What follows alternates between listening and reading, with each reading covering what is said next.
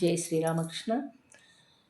1961లో రామకృష్ణ మఠ ధర్మకర్తల మండలిలో సభ్యునిగా, రామకృష్ణ మిషన్ పాలకవర్గ సభ్యునిగాను మహారాజ్ ఎన్నికైనారు.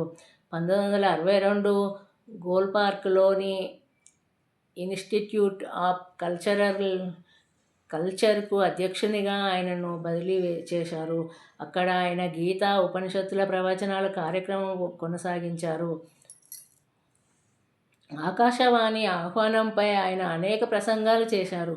1966 ఫిబ్రవరి ప్రప్రథమంగా రామకృష్ణ సంఘ సాధువును కలకత్తా విశ్వవిద్యాలయం వారు భారతదేశ విద్యారంగ దృశ్యం మీద స్నాతకోత్సవ మహోపన్యాసం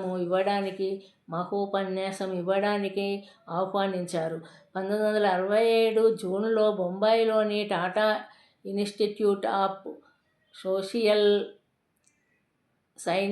సైన్సెస్లో మరో స్నాతకోత్సవ మహోపన్యాసం మహారాజు గారు ఇచ్చారు.